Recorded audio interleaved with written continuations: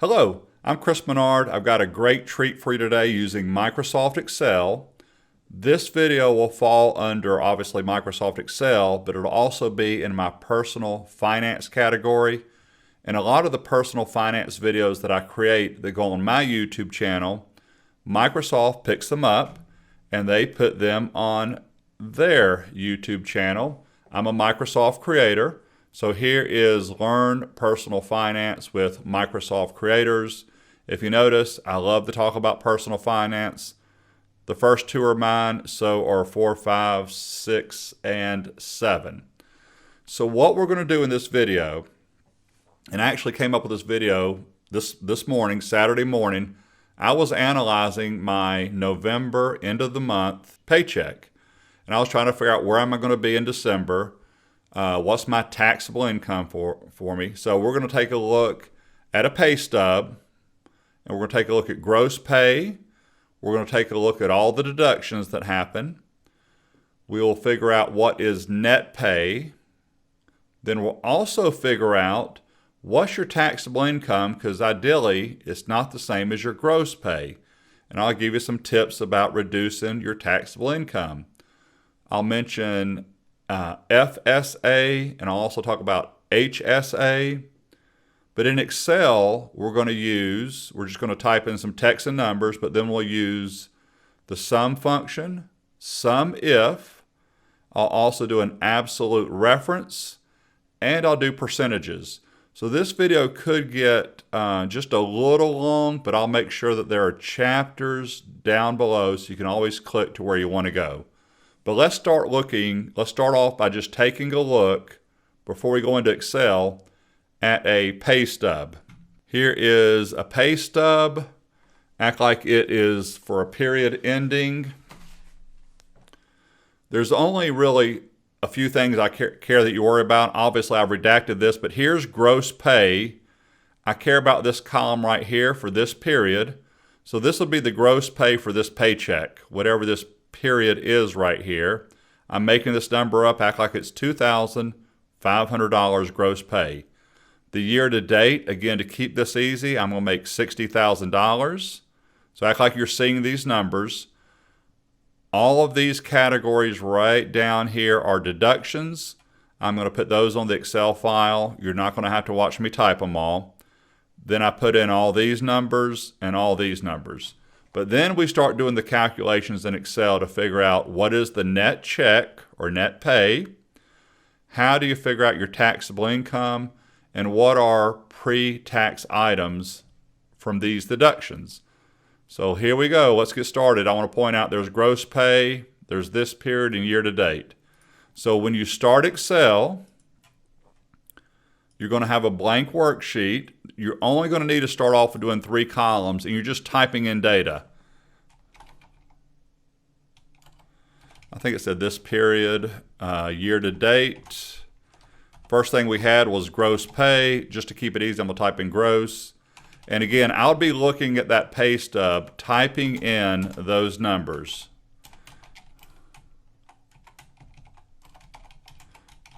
I'm going to stop typing right here because I've already got them typed.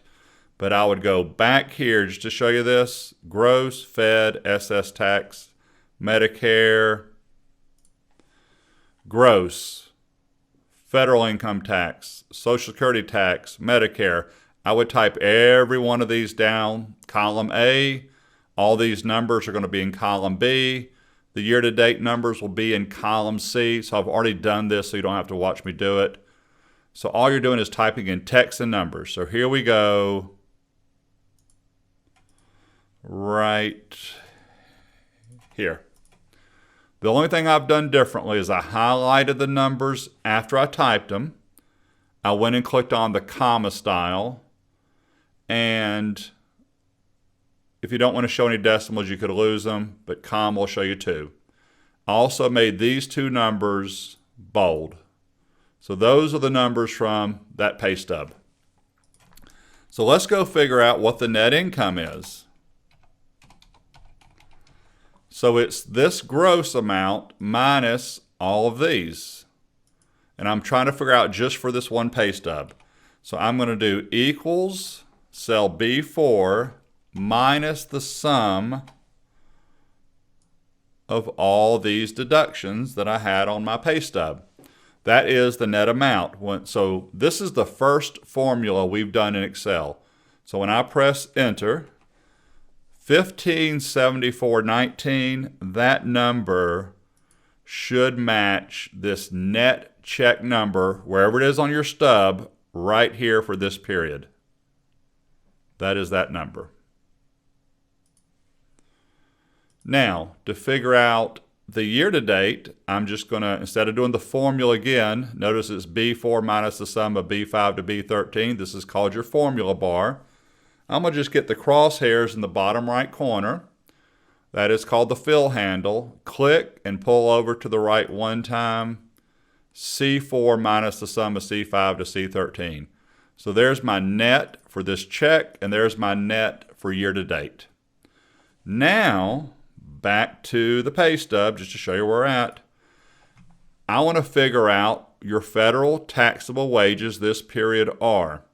You can't see this because I did such a great job redacting this, but the numbers for me in this period, as an example, HSA, whatever that number is, it had a star next to it. Any numbers that had a star, for me, were pre-tax. So somewhere on your pay stub, you should know what numbers are pre-tax. Pre-tax means your gross pay, those numbers get subtracted from your gross before you start getting taxed, pre-tax. So let's go take a look at what was pre-taxed. Remember, on my pay stub, I actually had a star next to them, but in Excel, I want you to come in here in cell D and type in pre-tax. That's cell D3. And that was pre-tax. I'm typing in yes, yes, yes, and yes. I had 4 items on that pay stub that were pre-taxed. So, there's my gross pay. There's my net pay. They show up automatically, but now you know how they got there. Well, here is taxable income. If you have pre-tax items, your taxable income should be less than your gross pay. Here we go. This is going to be a sum if function, because I could do this. I could do equals that minus that minus that minus that minus that. $2,112.94 is the correct answer. But I don't like doing it that way in case I made a mistake and say, you know, this is pre-tax too. So I'm going to use the sum if function. It is one of my favorite functions in Excel. So I'm going to say equals sum if.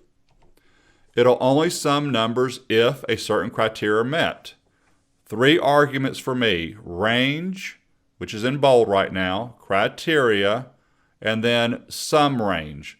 So I want to sum up numbers where this range right here, because that's my first deduction, federal taxes, cell D5, comma, what's your criteria? Well, my criteria is the word yes.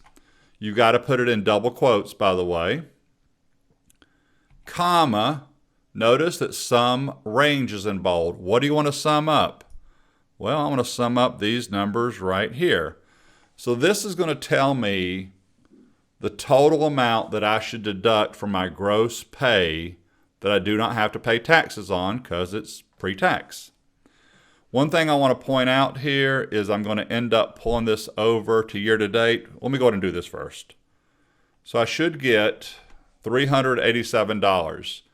I want to subtract that from my gross pay, so I'm going to edit this formula. I'm going to edit up in the formula bar. I'm going to click next to equals and in between sum, and it's going to be equals that number minus sum if. Remember that 2112 we had a second ago and I did it the manual way? There is 2112.94. I'm making this up. I'm going to change this thing to yes. Watch that number go down from 2112. That's why I prefer you used Sumif function. Now, here's where some absolute reference pops in. I want to pull this over here to the right, but I need to make sure that this stays constant, these yeses. So what I'm going to do is click and do the F4 function key. That is making D5 through D13 absolute reference, which means don't move this range when I pull over to the right. Everything else is good. If the F4 function key doesn't work, just type the $signs manually. So here is my taxable income for this paycheck. But let's see what my taxable income is for year to date. $51,360, which is below the $60,000. It's basically the $60,000 minus that number. $8,640. Trust me, that is correct. So there you go. It's important that you get this taxable income down. In case you're wondering, Chris, why do you care about reducing your gross pay? Why do you care about these pre-tax items? Because when you get, I told you I was going to tie all this in together, your W-2 form, up here is going to be your gross pay. Reported W-2 wages, notice it's less. So this reported W-2 wages is this number right here. So you're not paying tax on $60,000. By the way, the year's not over yet. Right now, I'll be paying taxes on $51,360. The lower that number is, the less taxes you pay. That's why it's such a big deal. All right. So one more I want to show you with. So by the way, again, this W-2 reported wages right here, also on your federal tax form, I don't know if you can see this right here, 181.72. I cut off the other numbers, obviously. That is box 1. So reported W-2 wages is box 1. Box 1 shows up on your federal tax form right here. So that is how all that ties in together. So there's your taxable wages showing up on your W-2 and your taxable wages showing up on your 1040 tax form. All right, we're not done. So I want to show you quickly how now to figure out, well, where am I going to be at actually the end of the year?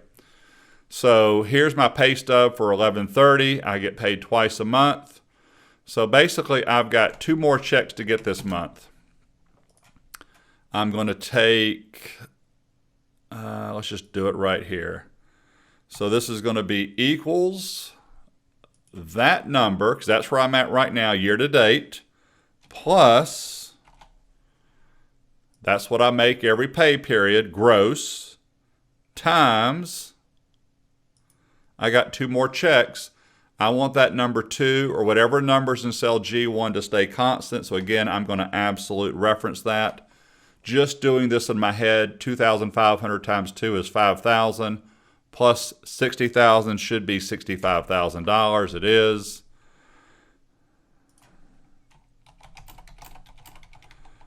If you want to label that, end of the year, make it bold. Crosshairs, drag down. Figure out the net, sure, copy, and paste. So my net for the year went from $39,000 to $42,508. And there you go. So one last thing I want to discuss with you is percentages, because I didn't show any. So here we go. I want to know what our percentages are for this check. There's my gross. So I'm going to do percentage. By the way, I'm doing it for this period or this check, but I could do it for year to date. But the formula is really simple. 2,500 divided by 2,500 is the number 1, which is 100%. Again, absolute reference, the second B4. 1, I'm going to make it a percentage.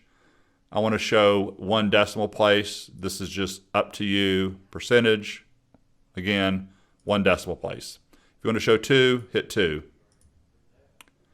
Crosshairs, here's why I made that absolute reference. Again, I'm going to pull down. It's always divided by cell B4. So, and by the way, Social Security tax and Medicare tax, those are called FICA, F-I-C-A. Again, I'll put a link to this one here because I like to link to stuff. IRS website talking about Social Security and Medicare withholding taxes.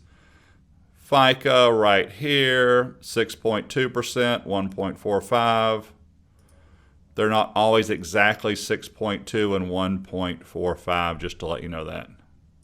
They're not always exactly that. I've got them exactly that right now. But trust me, they're really close, and there's also caps. I think the cap's $127,000. I'm not getting into that right now. But there you go. So where I'm also going to head with this is how you can take your pay stub next year, because the end of the year, today's December 5th, 2020. The end of the year is right around the corner.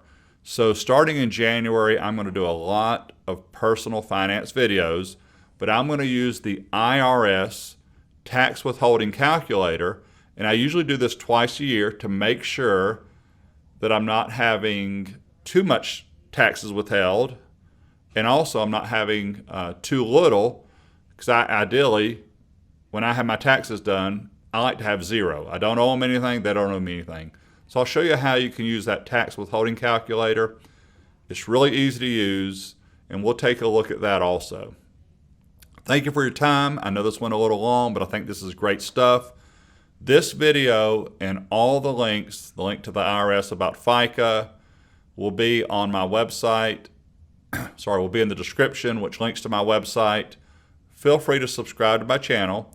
Hope you enjoy the rest of your weekend. Thank you so much. Feel free to subscribe too.